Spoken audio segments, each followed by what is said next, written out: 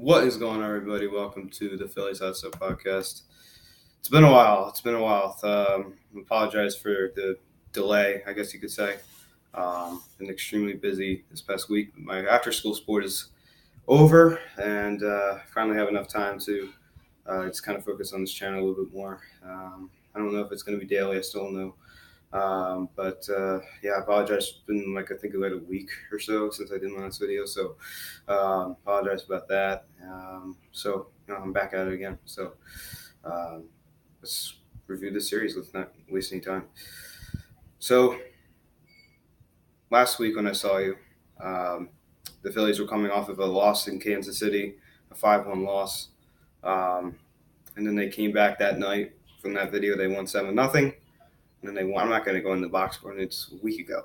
And then they went out on Sunday and they won 6-1. They won that series. Nice series win. A great road trip out to Missouri. Went to St. Louis and won the game. Won a series, and then we went to Kansas City and won a series.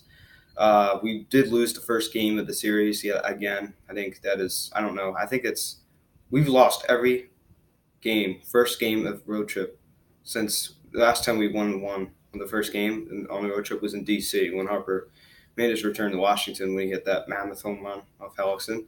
So that was the last time that we've won a road game in the first game of the series.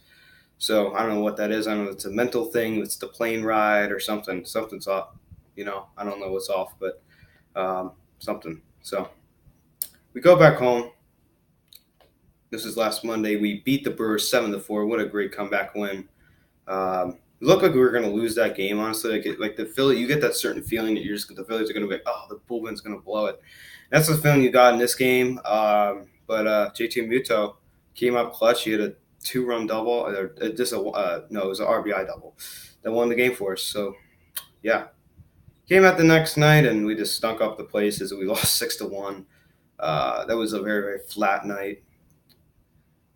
And we came out the next night and lost 5-2. That was a really, really rough game. Jake Arrieta just continues to struggle. He's pitching tomorrow night against Chicago. God help us going back to pitching against his old team. Hopefully he could make something happen there. We came back, and on Thursday, and we just lost yet again another game. Yelich hit 2 home runs. That guy is so good. Like, honestly, I can't stand him, but he's just so good. Ryan Braun, that guy kills us so badly. Like, he basically gets this knife and stabs us right in the heart, like, every single time he plays this. He's like, you know what, Philly, screw you. I'm going to kill you and make it as hard as it can for you to win. So that's how Ryan Braun basically treats the Phillies. So he had a home run. He got all these hits. And, oh, God, that guy's such a pain in the butt. So we lost the Milwaukee series. And we respond with a series sweep over the Colorado Rockies. What a great series. So we're going to discuss Bryce Harper. We're going to talk about him. We're also going to talk about Aaron Nola. And also got some news about David Robertson as well. So there's 3 things that I kind of want to set aside and I want to talk to you about. So first things first is discussing the series, the first game of the series on Friday. Cole Irvin took the mound, his second big league start, his first start at home. He got his first major league walk, and then Andrew McCutchen hit him up and hit a 2-run bomb. Loss went to John Gray in that one. Let's review this game. So, top of the second, the Rockies took a 1-0 lead. So Brandon Rogers reached on fielder's choice, and Tampa scored, made it 1-0 Colorado. And then Mark Reynolds, the former National, I don't know if you know him, last year when he famously took off his batting gloves and threw them at the umpire and got ejected. That was pretty funny. Whenever I think of Mark Reynolds, I always think of that moment. So anyway, so he doubled. Blackman came around to score. It was 2-0 at that point, and then Irvin walked with 2 outs, and then Kutch came up and was clutch and hit a 2-run dinger to left field. It was way gone. It was hot that night too. It was the humidity. I don't know if it was humid, but it was just a hot night. So that's part of the reason why the ball was just traveling so far. Cesar Hernandez came up, and then he doubled in the bottom of the 4th. It drove in Realmuto. Bryce Harper in the bottom of the 5th inning. I think this is like the turning point for Harper. Doubles. He hit it off the wall. Kutch scored, and Segura scored. 2-run double. 5-2 Phils. Ian Desmond, the former National, hit a home run to left center field. Arenado came around to score, and that's your ball game. Kutch went 1 for 2. Segura went 3 for 4. Harper went 1 for 4. Hoskins went 0 for 4. We'll talk about Hoskins as well. That's another person I want to talk about. Muto went 1 for 4. Hernandez went 2 for 4. He's been really, really good at the plate. He needs to work on his defense. Herrera went 0 for 3. Franco, I want to talk about Herrera and Franco as well. Franco went 0 for 3. And obviously, we don't really care about the Irvin thing. A lot of things I want to talk about. I also want to talk about Nick Williams, and I also want to talk about Scott Kingery. So there's a lot of things I want to talk about. So Saturday night game, that was last night. This is a very, very tight game here. We won 2-1. The highlight of the night by far was Bryce Harper in the bottom of the first inning, getting a first pitch swing. You could tell he changed his stance. Before he held his hands like down here, and then at that bat he held it up there. So you could tell he was trying to do something different, and it really worked. And the very first pitch, he smacked that thing.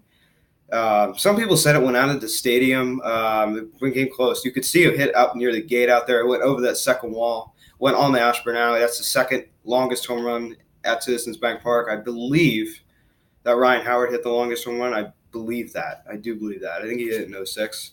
In his MVP year, but I do believe that. I heard that on the television. So that gave us a 1-0 lead. Not a lot of scoring, like I said, not a lot of scoring. Then in the bottom of the third, Jin Segura scored on a wild pitch, made it 2-0. And then Ryan McClinton doubled, and Tony Walters came around to score, and that cut the lead in half. But it didn't matter because we came out and won.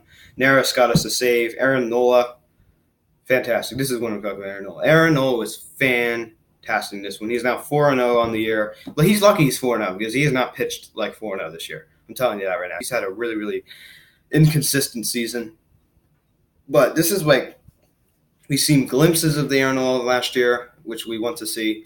It's been off and on, but I feel like this was like a really big turning point for him. He went 6 innings, not a lot. He did allow 8 hits, which is not good, but he struck out 12 batters. And when he's got those pitches working for him, he's dominant. Like that changeup, filthy. He has so many pitches to put guys away with, so many pitches, and he was using it in that one. Great. Only walked 1 batter. He was attacking people. That's why he gave up 8 hits. I'd rather have 8 hits than 8 walks. I really would. I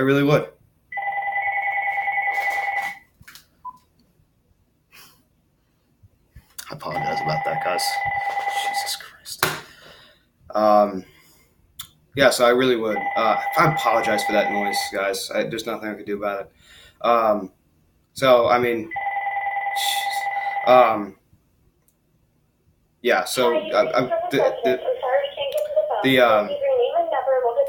The glimpses of Aaron Nola are coming back now. I'm so sorry about that, guys. Hope they don't leave a message. I'm going to have to unplug the machine if they do. I really, really hope that we could see the Aaron Nola last year, and he's really been inconsistent. Like I said, he has 3 pitches that he could put guys away with. So it's really, really important that he continues to have a success like he has. So, again, I apologize about that phone. That is nothing I could do about that. I have to have that on. It's so annoying. Like I clicked the end button and it wouldn't shut off. So annoying. But anyway, just ignore that. Morgan came in. He pitched a third of an inning. And then Dominguez came in and pitched 2/3. And then Dominguez almost blew that for us. And I don't know if you saw that. Neris came in, pitched 2 innings, got the save. Neris has had a good season. He has a 1.86 ERA. Finale game today. Rockies and Phillies.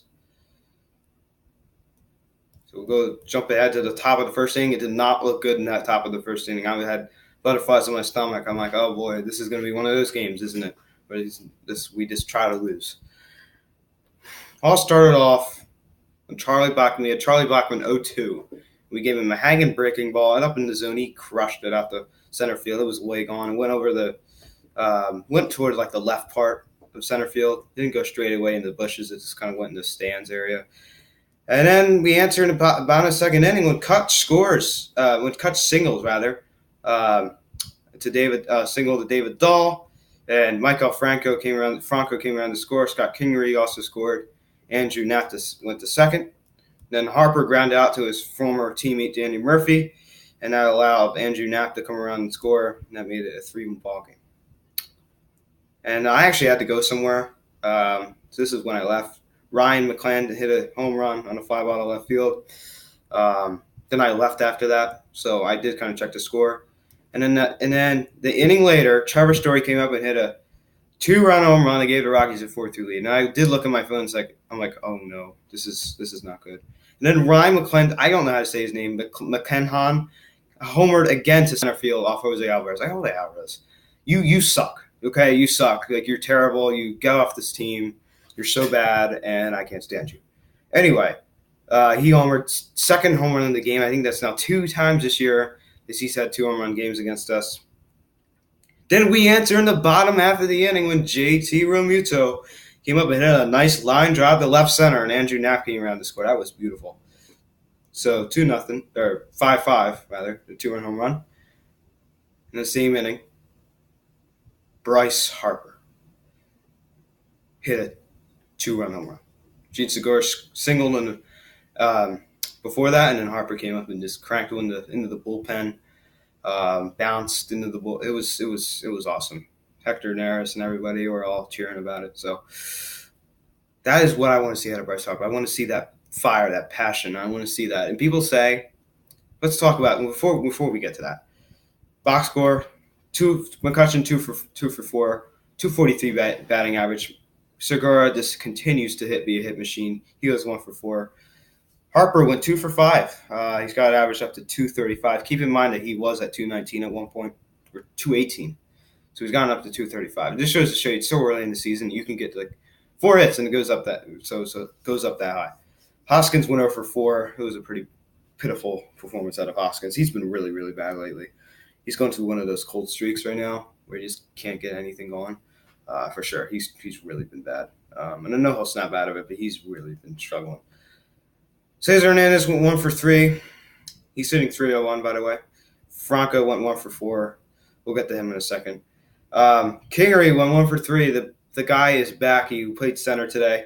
Andrew Knapp got the start because it's a day game, a night game, day game, and usually, like I said this before in other prior videos to this prior, the starting catcher usually does not play a night day and the day game after a night game. It's just really, really hard on their knees. I mean, you had that crouching down for 9 innings. I mean, that's a long time.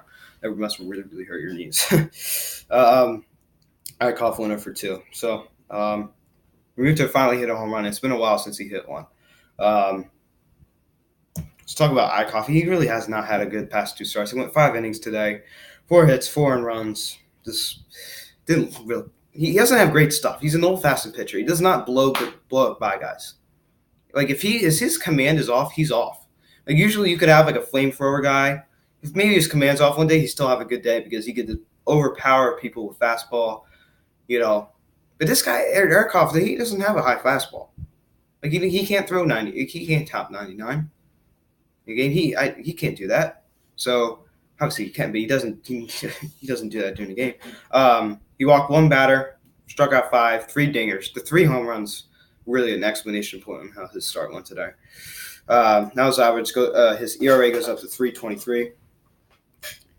So he has not had a past good. He has not done well his past 2 starts. I'll just say that. But everyone has off times, so pitchers have slumps just like hitters. So I'm going to be patient. Alvarez came in. I literally hate him. I really do. He's so bad. He pitched 2/3 of an inning, 1 hit, 1 earned run. It was the home run.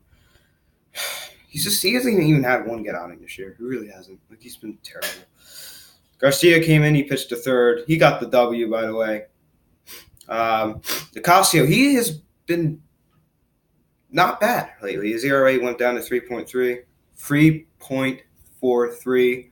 He pitched an inning, a lot of hit, struck out 2. Morgan pitched an inning, struck out 2. He's been really, really good. He's been a shocker for me. He's a nice lefty out of the pen. Neshek came in. He got the save. He pitched an inning, gave up a hit. and now his ERA is now 3.24. So the Phillies sweep out the Colorado Rockies and then now head out to Chicago, the Windy City, for 4 games. Get a day off on Thursday, and then they go out to L.A. to play the go out to L.A. No, they don't. No, they go out to Milwaukee. They do not get a day off on Thursday. They have a 4-game series in Chicago, and then they go out to Milwaukee for a 3-game set. That is going to be a tough road trip. You're coming off a nice sweep, but you're going to a team that is red hot right now, and their home stadium for 4 games, and then you're going to a team that just beats you in your own stadium, your own home park, for 3 games. So that's not going to be easy. I'm not feeling too confident about that Milwaukee series. I'm not going to lie to you. But Chicago, we'll see how it goes. Obviously, I love watching the Cubs.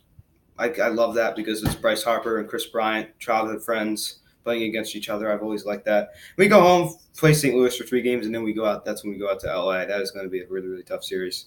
And then San Diego. San Diego's not great. But anyway, so Arrieta does pitch tomorrow night. 8:05 the first pitch. So pitching against his former squad in his old stadium. So we'll see how that goes. I hope I see a good performance out of him tomorrow night. So let's talk about Maikel Franco. Maikel Franco has been terrible as of late.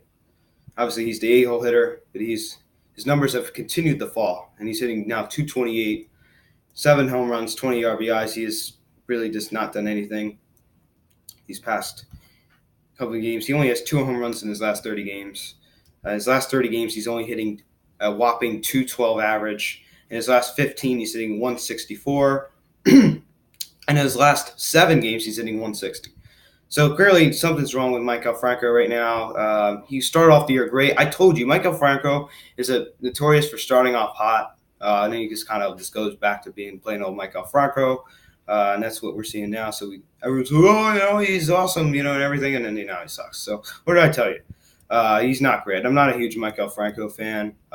Never really have been. I don't really see what the thing is with him. His swing is just stupid. I really don't like his swing. He chases too many pitches. His front foot's flying off. He kind of looks like the Maikel Franco from 2017, to be honest. So he better turn things around. I'm not like what I'm seeing out of him. So also another guy I'd like to talk to you about is Odubel Herrera. Terrible. He's having a terrible year.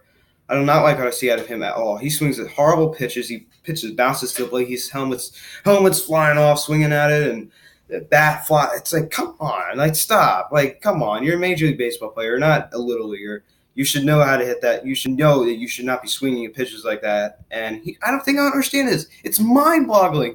He sits there and watches 2 fastballs right down the middle of the plate go by. And on the 3rd pitch, it bounces to play. He swings. So you're going to sit there and watch the first 2 pitches go by that are great pitches to swing at. And on the 3rd pitch, you should not swing at, you swing at. So he's had so many at-bats like that.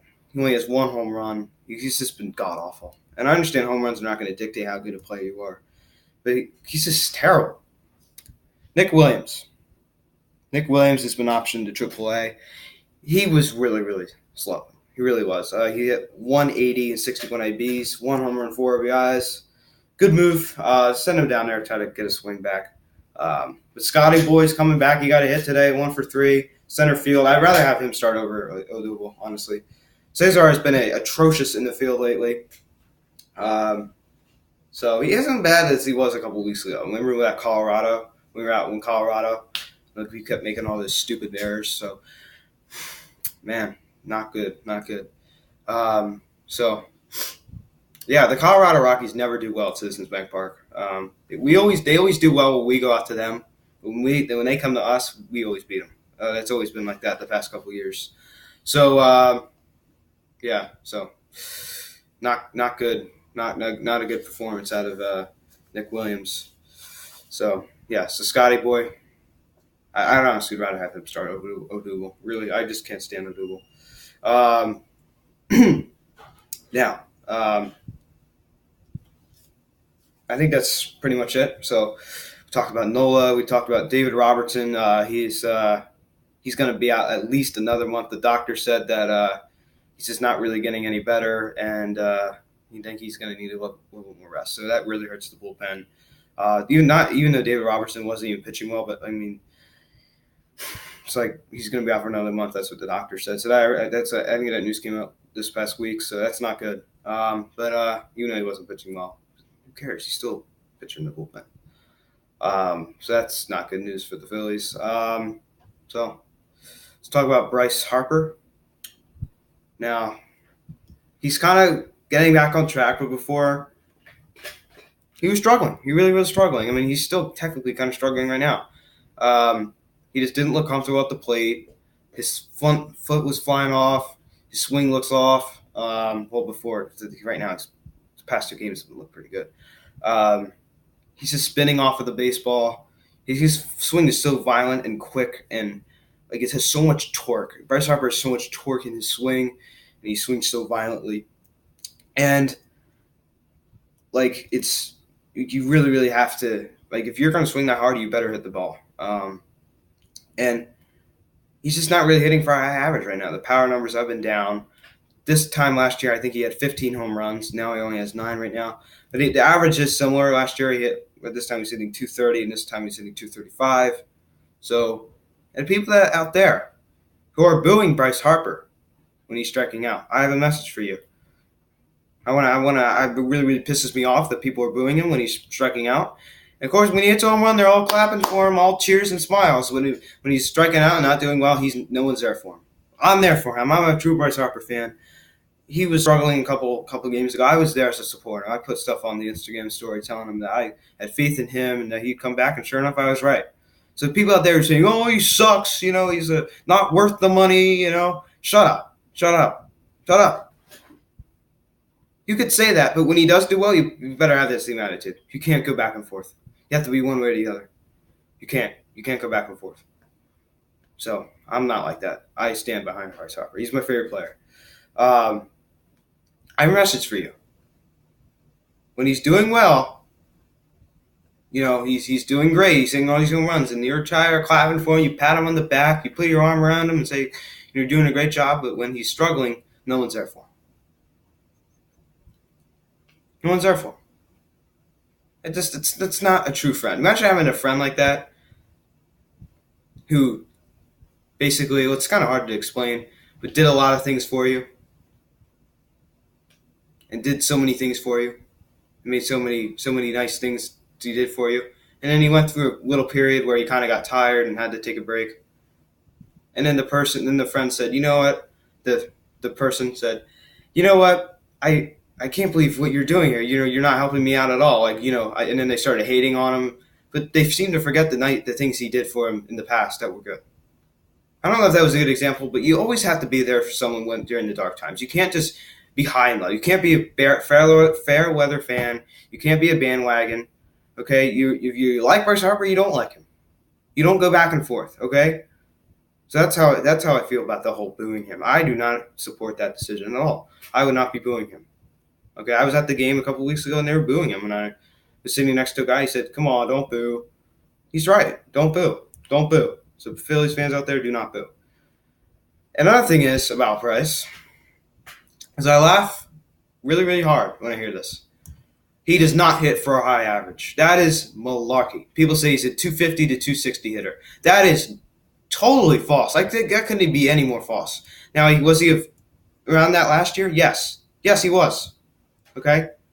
But guys, this year, or in his rookie year, he hit 270, 274, 273. That was his first 3 years in the league. His MVP year, he hit 330. 330. This guy's an average hitter. He hit 330. 330. Now, obviously, he followed that MVP season with a down year where he hit 243 the next year. Then he came back in 2017 at 319. Now, I understand he missed some time with that hyperextended knee injury, but that's still a great average. 2018, he kind of had a down year, hit 240, 249. But you got to keep in mind, he was hitting about 220 during the All-Star break. He turned the pedal on in the second half. And this year, he started off hot, and now he kind of went in a dry spell. And looks like, apparently, that now he's kind of starting to break out of that funk he was in. So I expect him to have around like 20 home runs come the All-Star break. Let's say we're about halfway to the All-Star break now. We're halfway through May, so obviously I expect him to maybe get another home run or two by the end of the month, and then He obviously has another month and a half until the All-Star break, so I imagine him to get around 20 home runs. I'm still sticking with 30 to 40 home runs this year. I think he's probably going to hit around 270 this year, though. But guys, the people who out there who say that he does not hit for high average, that is baloney. Baloney. Hit 319 2 years ago. 2 years ago. 2 years ago. 2 years ago. It wasn't like in 2016 when he had that down year, hit 243. He came out the next year and hit 319. Just 1 year after. So it just goes to show you he's very hot and cold. Okay, he can come back next year and hit 330. And next year he'll come back and hit 240. So like, you just don't know what you're going to get out of him, but he's still a really, really good player. So these people out there who say he doesn't hit for high average, that is malarkey. Malarkey. And you got to be there to support him. I'm there to support him. He has 9 home runs, 31 RBIs. He's hitting 235. The on-base percentage is nice. It's 371. Leads the National League in walks. Okay, remember Carlos Santana last year? Do we remember him? That bum we had at first base? Well, this is like the walk. We needed a guy who drew walks because we traded Santana away. We kind of needed an on-base guy. So this guy, see, Harper is not even, you can't even compare to them, obviously. But I'm just saying that obviously Harper's way better. But my point I'm trying to make is that Harper gets on base a lot and he drives a lot of walks. So that's a nice thing to see. So the Mets lost. They got swept out the Miami Marlins. The Cubs Nationals game is on right now. The Braves lost, but they did win the series against Milwaukee. So the Mets lost. They're now 20-25. My Mets friend is getting very, very nervous.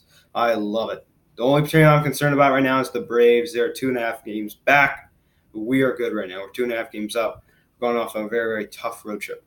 Just an update, guys. I am going to be recording in a different setting on starting Thursday until next Monday. I'm actually going away for a little bit, vacation down to the shore. So that's, if you're wondering why it's a different setting, well, that's why. But today I am at my house, but I had to move to a different location in my home because of other difficulties to get that other place where I usually do it. So thank you all so much for watching. Thank you for all the support. Thank you for all the likes and the comments and everything. I apologize for being gone for so long, but I'm back now.